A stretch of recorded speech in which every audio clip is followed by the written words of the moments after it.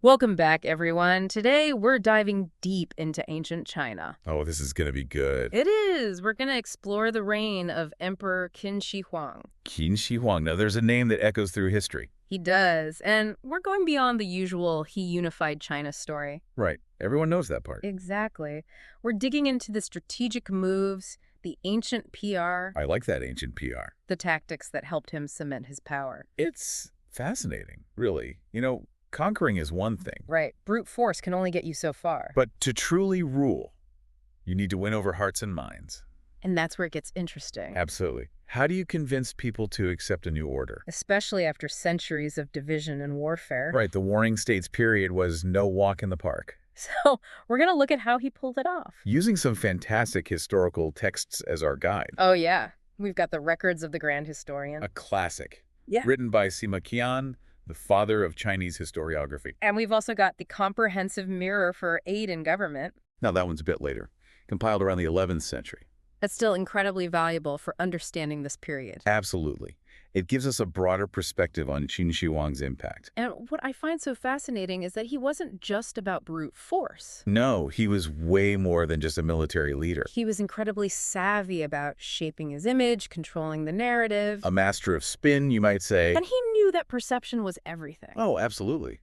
In many ways, it's more important than reality. Especially when you're trying to establish a new dynasty. Right. You need people to believe in your right to rule. So how did he pull that off? What were his strategies? Well, he was brilliant at rebranding himself, for starters. Rebranding. Okay, I'm intrigued. He wanted to be seen as a liberator, not a conqueror. Makes sense. Soften that image a bit. Exactly. He needed to win over the people he had just conquered. And I bet he had to be careful with those historical records. Oh, he was a master at leveraging history to his advantage. Can you give us an example? Sure. He pointed to the King of Han breaking covenants. Making his enemies look bad. Right. And he highlighted the King of Han's collusion with the state of Zhao. Painting himself as the hero, coming to restore order. Exactly. It was all about framing the story to suit his agenda.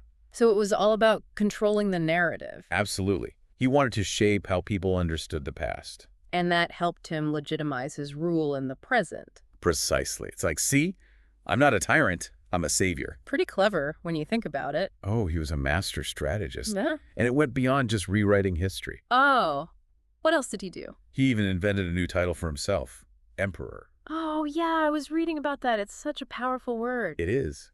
And it was a totally new concept at the time. Why not just stick with king? King was too tied to the rulers he had just defeated. Ah, so it wouldn't have carried the same weight. Exactly. It would have been like, meet a new boss, same as the old boss. And what about Son of Heaven?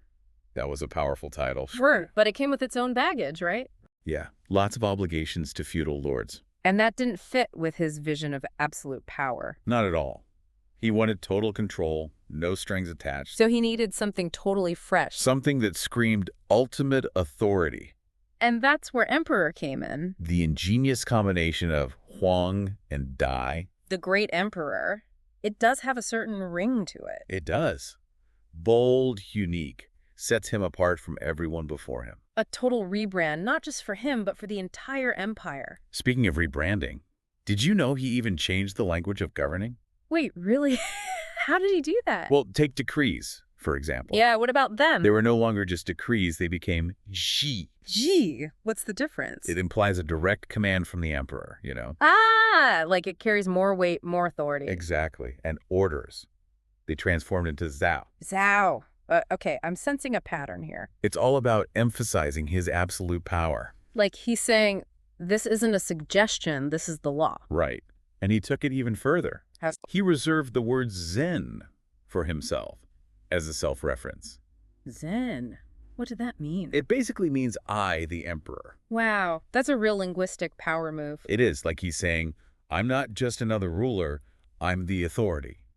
And the language itself reflects that. Absolutely. It's a subtle but powerful way to reshape people's thinking.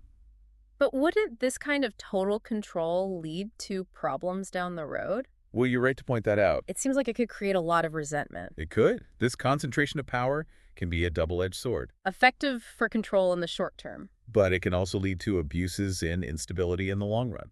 It's fascinating to see how even seemingly positive changes. Could have unintended consequences. Exactly. It's a reminder that history is never simple. And speaking of changes with unintended consequences, Ooh, what are we getting into now? let's talk about Qin Shi Huang's decision to abolish posthumous titles. Oh, yeah, that was a big one. It's like he wanted to control how history would remember him. Even after he was gone, right? Yeah. Exactly. What was the thinking behind that?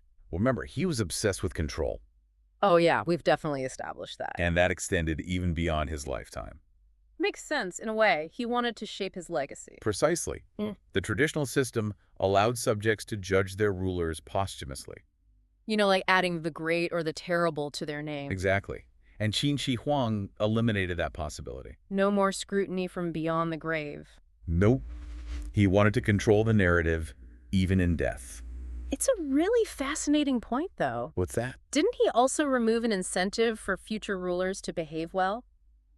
That's an excellent question. I mean, if there's no chance of being remembered as the just, Why even try, right? it's like he might have inadvertently encouraged bad behavior. That's a really interesting point. It speaks to the complex nature of power and legacy. It does. And how even the best laid plans can have unforeseen consequences. It really makes you think. And he didn't just abolish the old titles. No, he replaced them with something even more interesting. What was that? A simple numbering system. Like first emperor, second emperor, and so on. Exactly. Creating this impression of an unbroken lineage. This dynasty that would last forever. Precisely. It's all about projecting an image of permanence. So we're seeing a clear pattern here. What's that? He wasn't just a military conqueror, he was a strategic mastermind. Oh, absolutely. He was playing chess while everyone else was playing checkers. He understood the power of symbols, language, controlling history. He was a master of all of that. But didn't he also have to grapple with existing belief systems? Like what? Like the mandate of heaven, for example? Oh, that's a great point. That was a huge deal in ancient China. How did he fit into all of that? We'll have to dig into that next time. I'm looking forward to it. This is going to be good. It is. We'll see you in part 2 of our deep dive into Qin Shi Huang. Can't wait. So the mandate of heaven. Big deal back then. Huge. Can you remind us what that was all about? It's been a while since history class. Sure. It was this belief that heaven granted emperors the right to rule. Heaven like the skies above. Yeah, like the ultimate cosmic power. It's kind of like divine approval. I see. So not just about military power. You had to be blessed by heaven. Exactly. And if an emperor messed things up, the people saw that as him losing heaven's favor. And that would give them the right to rebel. You got it. It was like a cosmic thumbs down. Total justification for overthrowing the ruler. Wow, so Qin Shi Huang had to navigate that belief system. He did. And he was really smart about it. He wove the mandate of heaven into his own narrative. So he didn't try to dismantle it. No way. He embraced it. Claimed that unifying China was proof that heaven was on his side. Talk about a power move. It's like, see, even the heavens approve of me. Exactly. It's like saying, resist me, and you're resisting heaven's will. That's pretty intimidating. Did it actually work? Did people buy it? Well, he didn't just talk the talk. He also walked the walk. He launched massive public works projects. Like what? Roads, canals, irrigation systems, things that brought tangible benefits to the people. Showing that he could create order and prosperity. Exactly. And all thanks to the mandate of heaven, of course. It's all part of the spin. So he was using real achievements to back up his claim of divine legitimacy. Precisely. Look at all the good I'm doing. It's obvious heaven chose me for this. It's a brilliant strategy, really, linking his rule to a cosmic order. It is. And it helped him solidify his power, keep those potential rebels in check. This guy was a master strategist, always thinking 10 steps ahead. He really was. And all these moves, they connect to some really fascinating ideas from that time. Oh, like what? Remember we talked about him abolishing posthumous titles? Yeah, like he wanted to control his legacy from beyond the grave. Right. Well, that actually echoes an anecdote about Confucius. And Confucius, the philosopher. The one and only. There's this story in the Analects about the Yijiang ritual. Yang, what was that all about? Okay, so it's this ritual where a sheep was sacrificed. Sounds intense. It was. But over time, the original purpose of the ritual, the Gao Shua Li, had been lost. So they were just going through the motions, sacrificing a sheep for no real reason. Pretty much. And one of Confucius's students, Zigong, thought it was a waste. Makes sense. Why keep doing something if you don't know why? Right, he wanted to get rid of it. But Confucius, surprisingly, disagreed. Really? Why? What was so important about a pointless ritual? Confucius argued that even though the original meaning was gone, the ritual itself was still important. Like a reminder, a symbolic link to the past. Exactly. He famously said, "You care about the sheep, but I care about the ritual." I get it. It's about the connection to history, even if we don't fully understand it. You got it. And that's where the parallel to Qin Shi Huang comes in. Okay, I'm following. When he got rid of posthumous titles, he wasn't just abolishing a formality. He was erasing the symbolic potential for anyone to challenge his authority. Exactly. Just like getting rid of the Xiang ritual would erase the memory of the Gaoshuo Li. So he was cutting off future generations from questioning his rule, even symbolically. Precisely. No chance for them to be like, oh, the fifth emperor was actually a terrible ruler. Because there's no terrible to add to the title. Exactly. It's just fifth emperor, part of this unbroken lineage. And remember, he also replaced those titles with simple numbers. First emperor, second emperor, and so on, further reinforcing that idea of an eternal dynasty. So he was really focused on controlling his legacy, making sure his vision for China would endure. He was playing the long game, thinking centuries ahead. But his empire didn't last forever, did it? History had other plans. Well, no empire truly lasts forever. But what's remarkable is how his strategic moves shape China. His impact was undeniable, from language to symbols to historical narratives. He used it all to cement his authority. It's a lesson in power that's still relevant today. It really makes you think, what would Qin Shi Huang be doing if he were alive today? Ooh, that's a good one. Would he be on social media, crafting his image online? Right. Trying to control the narrative with carefully worded tweets and Instagram posts? He was a master of spin, so he'd probably be pretty good at it. It highlights how the principles of power haven't really changed, just the tools. Exactly. And that's what makes studying history so fascinating. We're not just learning about the past, we're gaining insights into human nature. And that can help us navigate the complexities of our own time. So what else can our sources tell us about this remarkable period? I'm ready for more. Well, we've been talking about his attention to detail, his control over the narrative. Yeah. He was all about shaping perceptions. Right. But he also understood that you need a grand vision to justify big changes. Like a unifying idea that brings everything together. Exactly. And that's where his fascination with the five elements comes in. The five elements. It was this ancient Chinese system of cosmology. 5 elements. Okay, I'm vaguely familiar. Refresh my memory. Think wood, fire, earth, metal, water. Right. Those 5. And the idea was they interacted and influenced everything in the universe, like a philosophy of nature. That's right. I remember learning about that. Yeah. But how does that connect to Qin Shi Huang? Well, he saw the 5 elements as this grand framework, right? Not just about nature. So he saw a bigger application. He did. The 5 elements were also used to explain politics, social order, even medicine. Wow, so he saw them as a way to understand everything. Exactly. And that's where it gets really interesting because he connected the 5 elements to his own rules, you see. Okay, I'm all ears. Tell me more. So the Qin Dynasty, they were associated with the element of water. Water. Why water? Well, think about it. They were known for their black banners. Black banners, yeah. And their focus on conquering new territories, right? Kind of like a flowing river, unstoppable, expanding. Exactly. It's a really powerful image. Qin Shi Huang was very deliberate about this connection. So he's using symbolism to strengthen his image. Right. And to really drive the point home, he chose to wear robes and banners that were black. Black, the color of water.